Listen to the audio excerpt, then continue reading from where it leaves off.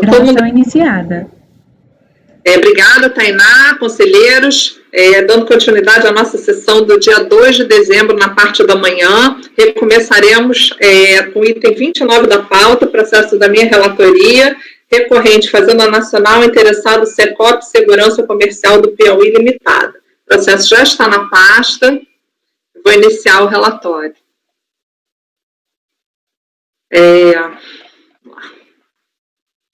Fazenda Nacional recorre a este colegiado por meio do recurso especial contra o acordo 14.02.002795, proferido pela segunda turma ordinária da 4ª Câmara da primeira sessão, em julgamento realizado em 18 de outubro de 2017, que decidiu, por unanimidade de votos, dar provimento ao recurso voluntário do sujeito passivo, reconhecendo o direito creditório em litígio, homologando as compensações em decisão que recebeu a seguinte ementa, transcrevo. A PGFN foi considerada intimada em 6 de 12 de 2017 e apresentou recurso especial em 13 de 12 de 2017, visando discutir a impossibilidade de conhecimento do recurso voluntário de exame de matéria de fato não contestada na impugnação. Indicou como paradigmas os acordos 930301.705 e o 1402001594. Nas razões meritórias do recurso, a PGFN contesta a decisão recorrida por entender que o voto inovou nas razões de decidir, proferindo conclusão acerca de alegação de defesa não suscitada pelo interessado, caracterizando decisão extrapetita, rechaçada pelo ordenamento jurídico. Afirma que, em situação análoga, for anulado acórdão que julgou questão não defendida em impugnação, colacionou jurisprudência e, ao final, pediu pelo provimento do recurso para anular o acórdão recorrido na parte em que apreciou matéria não impugnada pelo contribuinte. O recurso especial foi admitido pelo despacho de folha 736739, cientificado o contribuinte não apresentou contrarrazões, o relatório.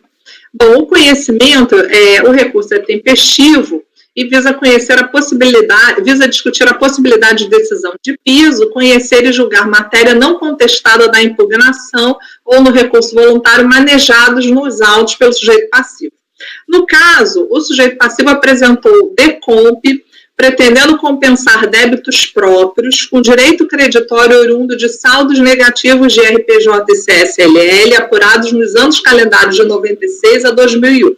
O órgão de jurisdição requisitou a realização de diligência para analisar a existência e procedência do crédito, cujo trabalho detectou a improcedência dos valores dos saldos negativos. Isto porque, segundo constou do relatório fiscal, os saldos negativos surgiram em DIPJ retificadoras dos anos 96 a 2001, todas apresentadas em dezembro de 2002, que, submetidas à análise, denunciaram uma série de dados inconsistentes, assim resumidos.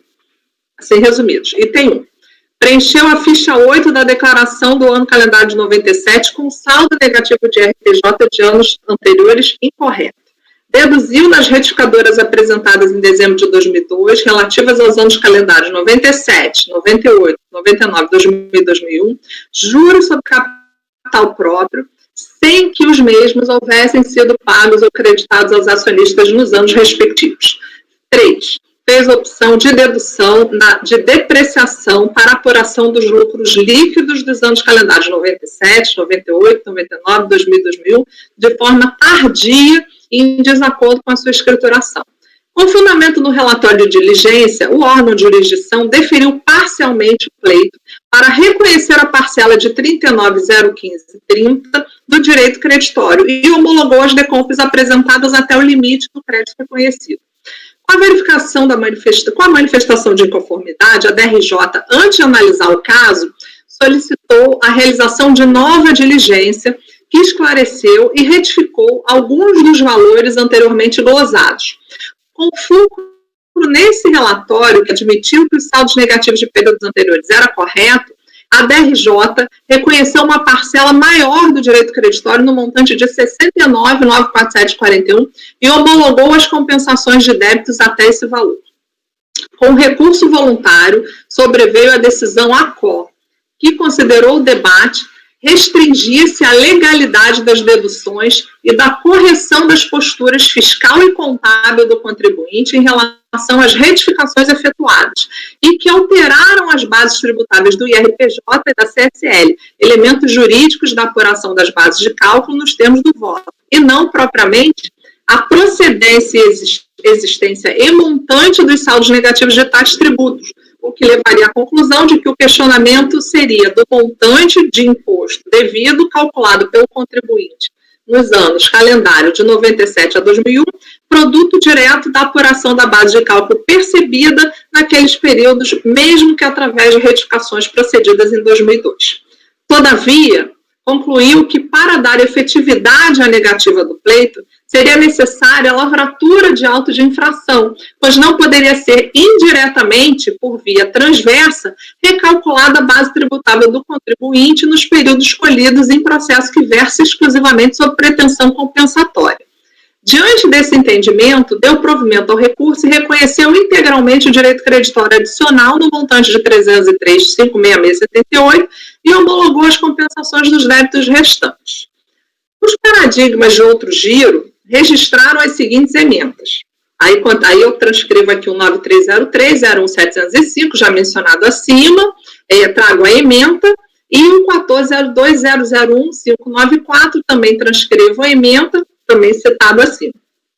A discussão suscitada pela PGFN encontra-se apoiada na premissa de que o contribuinte não questionou aspectos processuais da análise do pedido de ressarcimento e mirou toda a sua argumentação contra o mérito da causa.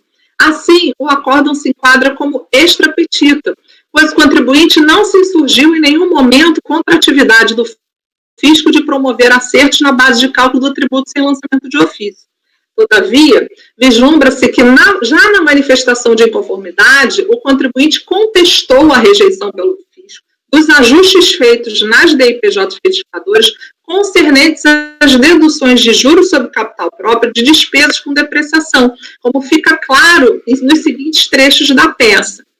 Na espécie, o crédito dos juros sobre capital próprio, feito em data posterior à devida, nada mais é do que uma postergação de despesa. E a postergação de despesa nunca é questionável, porque, evidentemente, cria inevitável prejuízo para o contribuinte.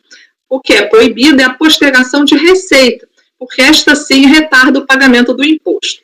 Ademais, foram cumpridas todas as exigências contidas no artigo 9º da 9249 de 95 e o 347 do Rio 99 para a dedutibilidade da despesa relativa a juros sobre capital próprio, a saber, foram creditados individualizadamente a cada sócio, bem como houve retenção de R-fonte correspondente, cuja obrigação foi extinta através da compensação, como foi constatado pelo próprio agente fiscal em seu relatório de diligência. No tocante à compensação do IR-fonte, os valores correspondentes foram compensados antes de se proceder à atualização dos créditos, conforme demonstra a planilha de atualização dos saldos negativos anexa. Portanto, totalmente improcedente a informação contida na folha 19 e repetida na folha 20 do relatório fiscal, que afirma ter a inconformante se beneficiado em virtude da atualização do seu crédito antes da compensação do IR-fonte. Assim, a falta de cumprimento de certas obrigações acessórias e até o eventual não recolhimento do IR-fonte, que não é o caso, no máximo poderiam autorizar a lavratura de autos de infração de natureza diversa, mas nunca a glosa de despesa. No fundo, a fiscalização, no relatório de diligência, não aceita o reconhecimento de uma despesa postergada. Este é verdadeiramente o tema sob discussão nesta impugnação. O mesmo se diga em relação à glosa do lançamento de depreciação, também é aqui representado uma postergação de despesa. Erro, sim, existiu em não fruir o contribuinte no devido momento das justas e legítimas despesas, e esse erro haverá necessariamente de sustentar a retificadora. Me parece claro, assim, que o sujeito passivo, expressamente e especificamente, contestou a não admissão pelo fisco das alterações promovidas nas declarações retificadoras, nas rubricas concernentes a despesas com juros sobre capital próprio de depreciação, de forma que, ao pronunciar-se sobre tais alegações e decidir que a não admissão desses valores implicaria em uma indireta glosa e consequente alteração da base de cálculo por via oblíqua, a decisão de piso não julgou a lei do pedido. O recurso especial, portanto, encontra-se apoiado em premissa equivocada, de maneira que os paradigmas trazidos, ainda que possam caracterizar divergência arguída, esta somente se daria em face do pressuposto de fato, que não aconteceu no caso concreto. Então, conselheiros, de início, eu não conhecia do recurso por essa atuação. Ele usou paradigmas de extrapetita e eu entendi que não houve extrapetita. Então, esse, no início, eu não conheço do recurso ab início, e aí eu passo, então, a palavra para o colegiado. É o meu voto.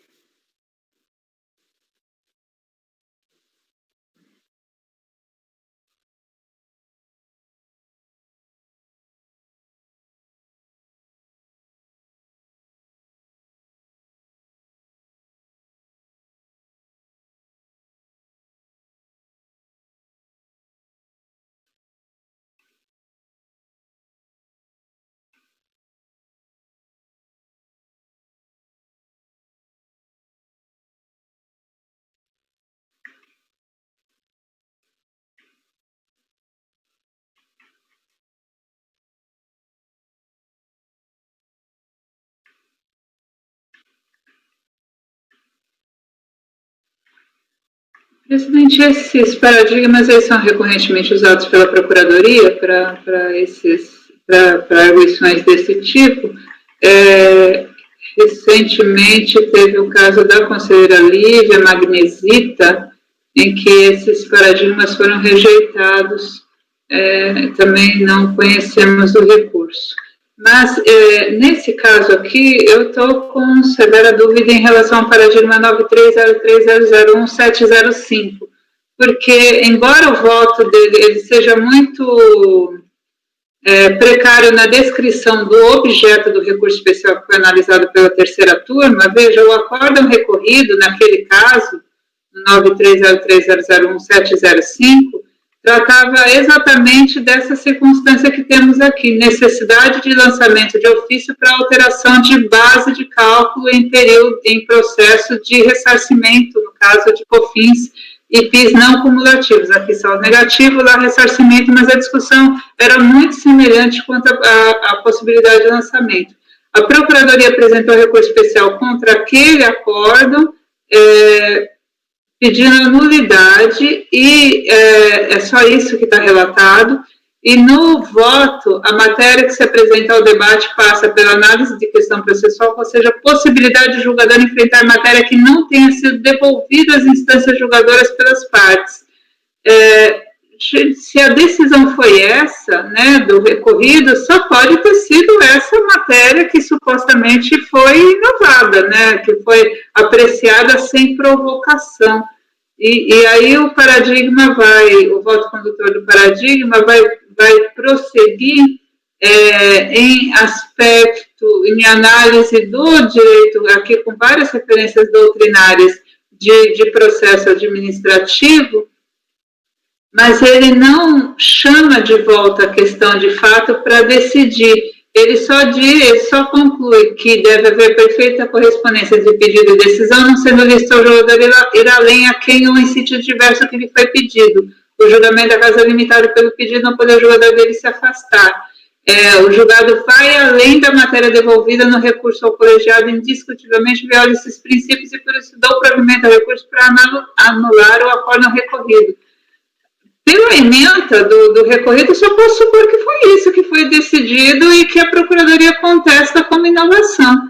E se é isso, então, para mim, há um alinhamento fático muito próximo, né, uma similitude grande em relação ao recorrido, para caminhar no sentido do conhecimento do recurso especial. Ok, doutor Caio, pode falar? Obrigado. Edeli, mas pelo que eu entendi, a doutora Andréa, ela identificou que nesse caso não houve essa situação. Pelo que eu entendi no paradigma, é fato incontroverso que a matéria que foi julgada não foi trazida. Não tem debate sobre isso. E aí eles acordaram que uma vez que estabelecido que a matéria não estava abrangida no pedido, eu nem quero entrar no mérito que extra petita não é argumento, é pedido, né? Aí eles decidiram assim. No presente caso, o exercício que a conselheira Andréa fez foi de que aquela situação identificada e incontroversa naqueles autos sequer ocorreu aqui, porque o contribuinte no seu voluntário fala da exigência da lavratura de auto de infração, de modo que sequer ocorreu a situação fática para se aplicar aquele entendimento. Então, eu acho que foi muito mais nesse sentido. Eu nem chegaria, desculpa interromper, eu nem chegaria nesse ponto que a conselheira dele chegou, eu já pararia exatamente como o senhor. Porque o contribuinte pediu no voluntário, ele pediu, então, e o conselheiro, o nobre conselheiro aí, julgou, então. Conselheira dele, pode falar. Nem me apeguei a esse aspecto, porque me pautei expressamente no seu voto, Caio. Ainda que não expressamente alegado pelo contribuinte, todos os elementos presentes nos autos levam à conclusão de que está diante de questionamento do montante do imposto devido. Então, por isso aqui já concluí que essa discussão conduziria para isso. Agora vou dar uma olhadinha aqui com mais cuidado nessa outra referência, mas pelo seu voto... Pode falar, conselheiro Caio, pode falar. Este conselheiro deve fazer agora o meia-culpa, porque realmente eu posso ter escrito isso no voto, as razões, já faz aí quase 4 anos, razões pelas quais eu não me lembro, mas que o contribuinte alegou, ele alegou. Então, talvez ele não tenha apontado propriamente a natureza, talvez tenha sido isso que eu quis dizer, qual era a natureza da glosa que estava sendo feita por meio do indeferimento, mas que o contribuinte alegou que deveria ter sido feita a exigência por meio de auto de infração, ele alegou, entende? Esse é o meu ponto.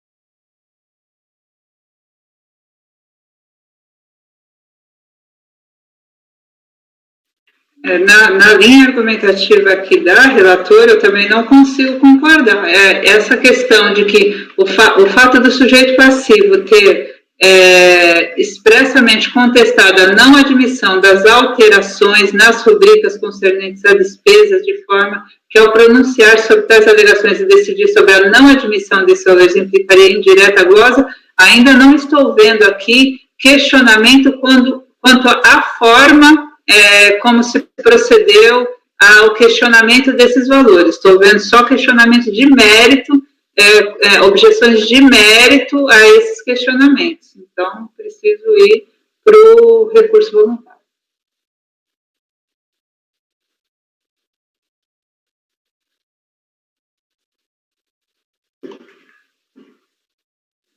Vocês acharam o recurso voluntário?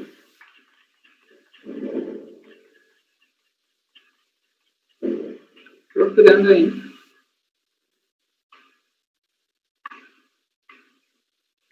Se não tiver nos autos, vai ser o julgamento mais extra-petita da história.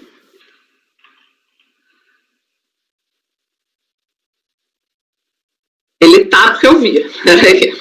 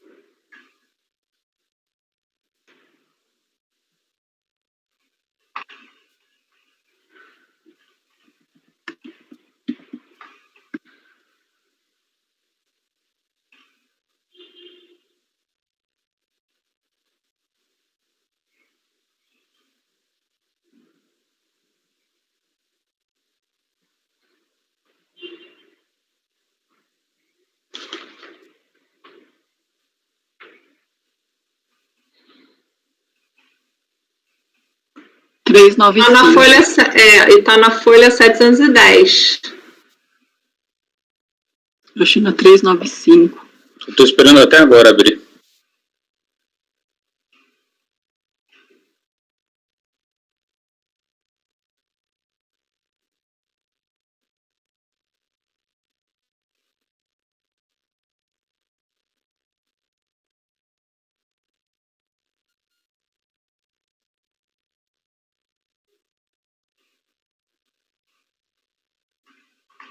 Desculpa, qual a página? 710. Está aqui o recurso voluntário, o acórdão de recurso voluntário. Ah, você quer o RV? Recurso. 395, Edeli. Está no volume 2, agora me Volume 2. Por que 395, tá no volume 2? Antes e depois tem acordo da DRJ, eu não sei, mas enfim. Mas às vezes é a ordem que eles anexam. Às vezes é a ordem cronológica, às vezes é a ordem de volume, eles têm cada hora. Desordem, né? No caso, pode ser desordem, esse aqui está bem. E aqui tem notícia de ter tido alteração da decisão de primeira instância depois do recurso voluntário, mas ele apresentou a petição só reiterando o recurso.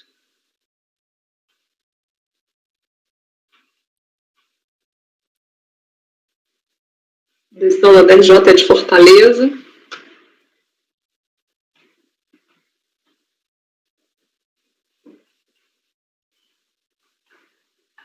Ok, confirmo minha divergência, conheço, entendo que o que a Procuradoria suscitou aqui como inovação é o fundamento trazido no acórdão recorrido diante dos questionamentos em relação à alteração da base de cálculo, concluir, embora sem alegação de que era necessário o lançamento, e é a situação praticamente idêntica do paradigma 9303001705. Então, entendo pelo divergir e conheço. Ok, conselheira Lívia, como a senhora vota? Eu acompanho a relatora pelas conclusões só, porque eu acho que a divergência está demonstrada. A questão é que os paradigmas tratam de impossibilidade de conhecer matéria não contestada. E o caso dos autos, a matéria foi contestada, a questão é que o argumento trazido foi outro, mas eu entendo que no contexto do livre conhecimento do julgador. Então, acho que tem divergência, não tem premissa equivocada da Fazenda, tem questão de desculpa, não há divergência, porque os paradigmas acham que a matéria não está contestada, e no caso dos autos a matéria está contestada, a questão é que o fundamento é outro. Desculpa a confusão. Ok, conselheira Edeli, pode falar. Só para deixar bem claro, eu entendo que a Procuradoria está suscitando extra petita por argumento, não por matéria. Ela está, embora se possa chamar de matéria, o paradigma também analisou questão de impossibilidade de decisão de argumento não suscitado.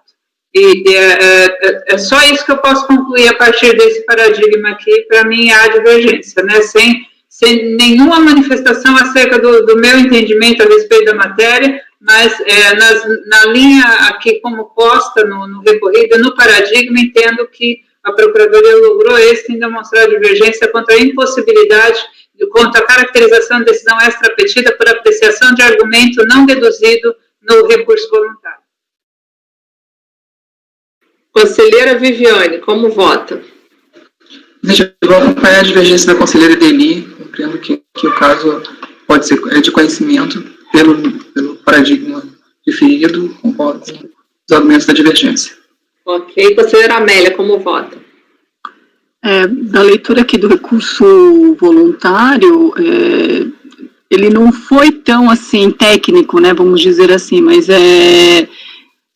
essa questão da JCP e das despesas com depreciação foi bem sucinto. Eu acho que é isso que o relator do acórdão recorrido quis dizer quando ele mencionou aquele parágrafo, que acho de forma indevida, talvez, né, que tenha suscitado todo esse ponto, né. Mas então eu entendo que houve essa argumentação por parte do contribuinte, ainda que não da forma técnica, talvez. Então eu acompanho a relatora aí pelas conclusões. Ok. Conselheiro Fernando. Presidente, eu também acho que talvez no recurso voluntário o contribuinte não tenha sido tão feliz nas palavras que ele escolheu, faz uma certa confusão, mas eu saliento que até a conselheira Andréia, presidente, transcreve, né, uma parte que ele chega a falar, né, que no máximo poderia autorizar a lavratura de autos de infração. Então, talvez, por mais que ele tenha se perdido um pouco, então ele diz assim, ainda assim, a falta de cumprimento de certas obrigações acessórias, até eventual não recolhimento de fonte, o que não é o caso, no máximo poderia autorizar a lavratura de autos de infração da natureza diversa, mas nunca goza da despesa. Ele faz uma confusão, ele vai para lá e para cá, mas de alguma maneira, e depois ele vem, assim, o mesmo se diga em relação ao gozo do lançamento de depreciação. Me parece que, de alguma maneira, ele levou esse assunto, de alguma maneira, não da melhor maneira, né? Não de uma maneira explícita. E às vezes a gente fica até difícil de entender se era isso mesmo que ele queria dizer, né? Ou se ele estava falando só da retificadora, né? Mas nesse sentido eu vou acompanhar também o voto da conselheira relatora. Ok. Conselheiro Toselli. Quem quer falar? É Viviane. Pois não, Viviane. Viviane?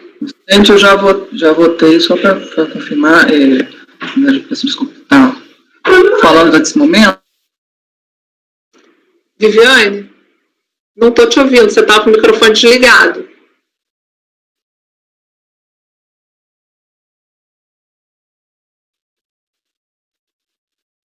Congelou? Não, desculpa, foi um barulho aqui. Então, a questão aqui é que a gente está analisando o voto, o voto recorrido, o acordo recorrido. Essa questão foi indiferente para o relator, que ele faz a referência independente, que pese não ter verificado nos autos, então ele traz o argumento realmente de modo extra, né? Ele traz aquele argumento ali, independente do que está no recurso. É só isso também que me ponderou pelo conhecimento. É que a divergência eu consigo estabelecer nesses termos, entre o acordo recorrido e os paradigmas. O acordo traz um argumento extra. Tá, então vamos lá. Conselheiro Toselli, como vota? Presidente, eu acho que o ônus de comprovar e demonstrar cabalmente a divergência é do recorrente. Aqui eu vejo uma enorme dificuldade, forçar muito a amizade, entre aspas, para você afirmar que há divergência. Então eu entendo que, ainda que possível, a recorrente não comprovou o ônus de demonstrar cabalmente a divergência. Nesse sentido, eu acompanho a senhora pelas conclusões. Ok. Conselheiro Caio, como o senhor vota? Olha, eu concordo, e na minha opinião está exatamente muito claro o que aconteceu. O contribuinte ele não suscita propriamente toda a construção que foi adotada pelo relator, mas eu entendo que, inclusive, muito feliz a transcrição do excerto no voto que o contribuinte ele trouxe, sim, de maneira hipotética. Então eu entendo que realmente não concordo com a relatora que não há identidade aqui da situação que ficou em controvérsia no paradigma. Então, acompanho a relatora por não conhecer. Ok, então ficou assim. Negado conhecimento por maioria, vencida Edeli e Viviane pelas conclusões Lívia, Amélia e Toselli. Tá certo? Tudo certo? Alguém quer fazer declaração de voto? Não? Então, passemos agora para o item 30 da pauta, de relatoria da conselheira Edeli, Fazenda Nacional Recorrente, Interessado Comercial Dois Irmãos. Conselheira, quando estiver pronto, só está com a palavra.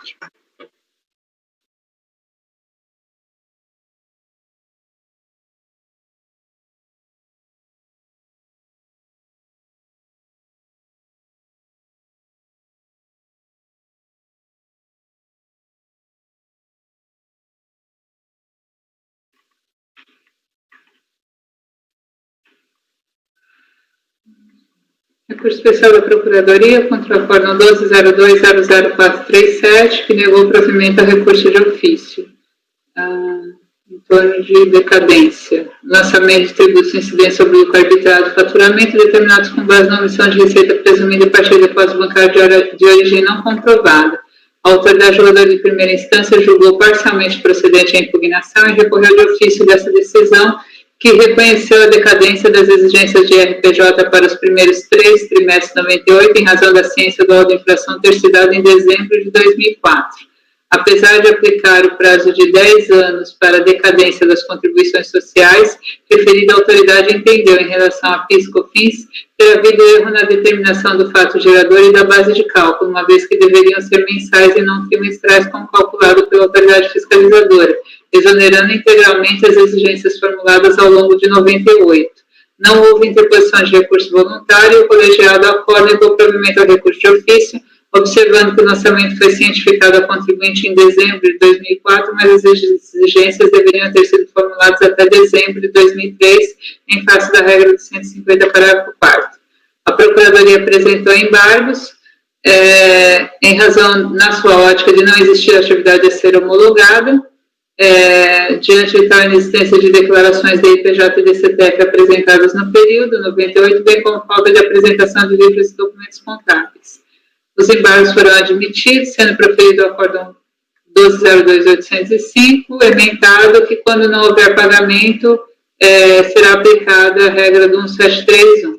A embargante entendeu que o acordo foi omisso, está correta a embargante, uma vez que não foram entregues nenhuma declaração, não há que se falar em lançamento por homologação, não há elemento algum para que se dê homologação e o prazo é do 173.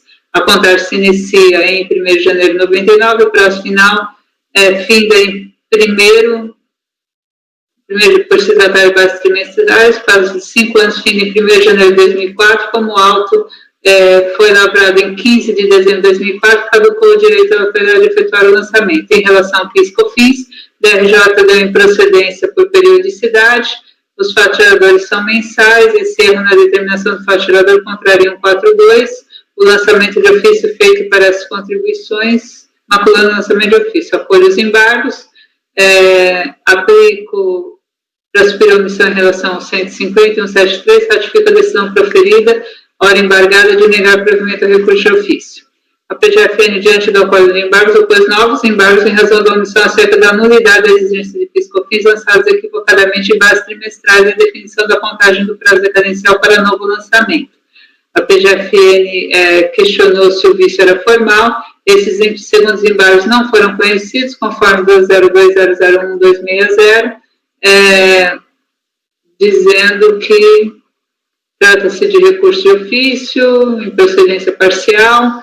Entendo que o acordo ao negar provimento não poderia fazer declarando a nulidade do procedimento, mas apenas concordando com a exoneração parcial. Não faz sentido se falar em nulidade por vício formal, como requer a Procuradoria, então não conheço dos embargos.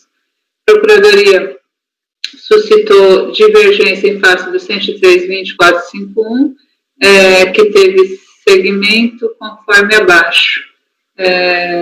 O prazo para a Fazenda constitui os esclarecimentos de 50, a decisão recolhida afirma que a decadência atingiu o lançamento de ofício na sua totalidade, assim sendo, negou o provimento do recurso de ofício em relação à exclusão de PIS e COFINS para os faturadores ocorridos no mês de dezembro de 98. Já o paradigma trata da erro na determinação da matéria tributária, necessária revisão do lançamento, a Fazenda alega que não há razão para excluir as exigências de PIS e da COFINS se o lançamento pode ser ajustado para se adequar às bases mensais. A Procuradoria se surge contra a decisão que negou o provimento ao recurso de ofício para exonerar integralmente PIS e COFINS, tendo em vista a apuração trimestral realizada pela fiscalização por ocasião do lançamento, quando o correto seria a apuração mensal. Afirma que há dissídio, conforme aí transcrito, e argumenta, com base no 142, salvabilidade. O contribuinte não apresentou contra-razões. Passando ao conhecimento. O despacho que admitiu o recurso especial recepcionou a matéria erro na determinação da matéria tributável, em especial com base na premissa de que a turma ACOR decidiu por não rever o lançamento de PIS e COFINS erroneamente lançados com bases trimestrais. Na apreciação do recurso de ofício, a turma ACOR inicialmente confirmou a exoneração dos créditos tributários em razão da aplicação do 150, parágrafo 4º. Nesse sentido, voto condutor. Contudo, ao pegar os primeiros embargos da PGFN, o colegiado ACOR reconheceu que não havia atividade a ser homologada aplicando 173 e manteve a negativa de provimento a recurso de ofício, mas agora, por confirmar a decadência do IRPJ lançado nos 3 primeiros trimestres de 98 em relação a PIS e COFINS, porque esses faturadores são mensais. A PGFN buscou, por meio dos segundos embargos, alcançar a declaração de nulidade dos débitos de PIS e COFINS por vício formal, mas tais embargos foram rejeitados. Em recurso especial, indicou paradigma 103.2451 para defender o entendimento de que, diante do equívoco da determinação da matéria tributável, deve alterar a julgadora a determinar sua revisão. Referido acórdão, porém, examinou o auto de infração no agrado por omissão de receita, caracterizada pelo excesso de dispêndio em relação a recursos efetivos, em fluxo financeiro presumido, ou seja, o acórdão paradigma implementou um mero ajuste e redução de base de cálculo do tributo em razão do cômputo dos valores que não haviam sido considerados pela fiscalização, situação muito comum no âmbito do contencioso, que não suscitou nenhuma discussão em torno de questões sobre inovação, alteração, critério jurídico adotado na feitura do lançamento. Nessa mesma linha, a conselheira Andréa negou conhecimento ao recurso especial da PGFN, pautado em divergência semelhante com a indicação do mesmo paradigma, acórdão 5064, aí transcrito. Constata-se assim que há significativa semelhança entre as circunstâncias práticas analisadas nos acordos comparados, em contexto assim, o sítio jurisprudencial não se estabelece, por isso nego conhecimento ao recurso especial da PGFN. É um problema recorrente desses lançamentos, das contestações da Procuradoria nesses autos. Há momentos em que o paradigma vem correto, né? Nesse caso aqui, ele traz de um outro tipo de alteração de base de cálculo diferente dessa do erro de periodicidade, por isso, nego conhecimento. Ok, vamos passar então para a votação do conhecimento. Conselheira Lívia, como vota? Eu acompanho a relatora. Conselheira Viviane.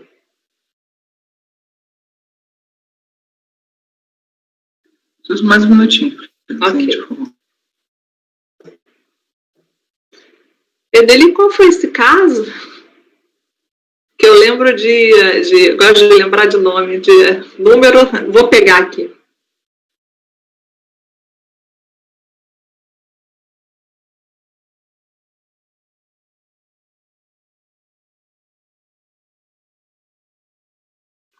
Ibérica. Ah, Ibérica.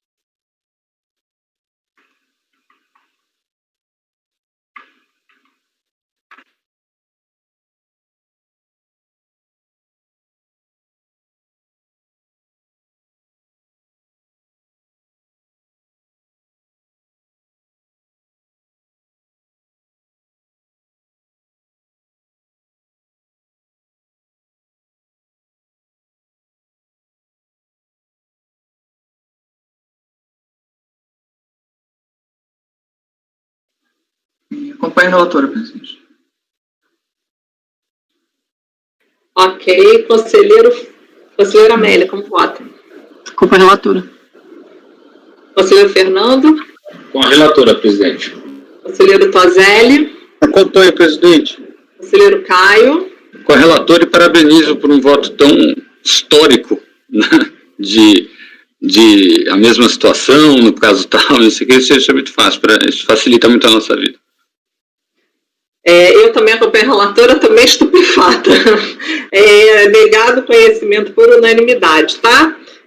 Vamos lá para o número... Peraí, que aqui já foi. O 31 saiu da pauta, o 32 já foi, o 33 já foi. Doutor Tozelli, conselheiro Tozelli, 34. Serviços e administração Paraíba da Sorte Limitada Recorrente interessado em Fazenda Nacional. Número 34 da pauta. Quando o senhor estiver pronto. Presidente, eu posso pedir 3 minutos, que eu preciso só pegar uma correspondência aqui embaixo e voltar? 5 minutos então, pessoal. Tá, obrigado. Até daqui a pouco.